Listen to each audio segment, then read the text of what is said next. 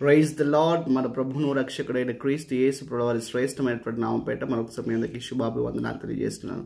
నేటి దినం సామెతల గ్రంథం 6వ అధ్యాయం 8వ వచనాన్ని చూసినట్టయితే, మీరు అడగక మునిపే మీ అక్కరలేంటో మీ తండ్రి అయిన దేవుడికి తెలియను అని వాక్యం సెలవిస్తుంటుంది. అవును, మనం సేవిస్తున్నటువంటి ప్రభువు ఎవరంటే ఆయన భూత భవిష్యత్ వర్తమాన కాలంలో అన్నింటినీ ఎరిగినటువంటి వాడు. అంత మాత్రమే కాదు, యేసుక్రీస్తు ప్రభువారు నిన్న నేడు నిరంతరం ఏకరీతిగా ఉన్నాడని వాక్యం ఉంటుంది. ఆయన నాడు ఎలా ఉన్నాడో నేటికి అలాగే ఉన్నాడు. అంటే దాని అర్థం ఏంటో తెలుసా?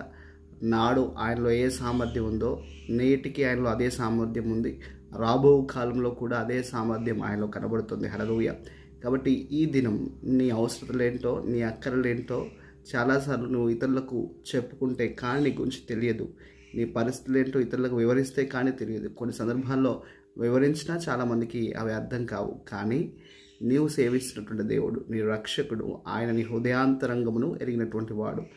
నీ తలలో ఆలోచన పుట్టక మునిపే ఆలోచన ఏంటో ఆయనకు తెలుసు. నీ నోటిలోంచి మాటకు రాకమునిపే నీవు ఏం మాట్లాడుతావో కూడా తెలుసు. నేను గూర్చి సర్వం ఎరిగినటువంటి వాడు ఆయన. ఎలా చెప్పగలను ఈ మాట అంటే, వాక్యం అంటుంది, చూడుము నిన్న అరచేతుల్లో చెక్కుకొని ఉన్నాను. మరొక మాటలో చెప్పాలి అంటే, మనము ఆయన చేతితో ఆయన రూపంలో మనం చేయబడినటువంటి వారం, ఆయన రూపంలో ఆయన పోలికలో మనం చేయబడినటువంటి వారం. మన యొక్క డిజైనర్, మన యొక్క ప్లానర్ ఆయన అనే విషయాన్ని మనం మర్చిపోకూడదు. కాబట్టి ఆయనకు సమస్తము తెలుసు. ఈరోజు నువ్వు ఏ విషయాన్ని ప్రార్థించబోతున్నావో కూడా ఆయనకు తెలుసు. అంత మాత్రమే కాదు, వాటిని ఎరిగిన దేవుడు మాత్రమే కాదు, వాటిని తీర్చేటువంటి సామర్థ్యం గల దేవుడు కూడా ఆయనే.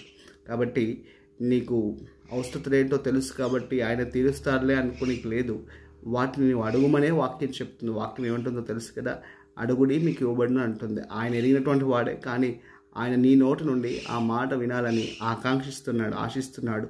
తల్లిదండ్రులు కదా తమ చిన్న బిడ్డల యొక్క ముద్దు మాటలు వినడానికి ఎంత ఆశపడతారో, నీ నుంచి, నీ పెదవుల నుంచి, నీ హృదయం నుంచి ఆ ప్రార్థన రావాలని ఆయన అంతే ఆసక్తిగా చూస్తున్నాడు. కాబట్టి నీవు వేడుకున్న ప్రతిదాన్ని ఆయన నీకు అనుగ్రహించడానికి సిద్ధంగా ఉన్నాడు. ఆయన భూమి ఆకాశంనే కలుగజేసినటువంటి వాడు. నీవు అడిగిన దాన్ని ఇవ్వలేడా? కాబట్టి విశ్వాసంతో అడిగి వాటిని పొందుకో. ప్రభు ఈ మాటలు దీవించిన గాక. మీ ప్రేయర్ రిక్వెస్ట్ ఏమైనా ఉన్నట్టయితే కామెంట్ బాక్స్లో తెలియజేయండి. తప్పకుండా మీకు ప్రార్థన చేస్తాము. ఆమేన్.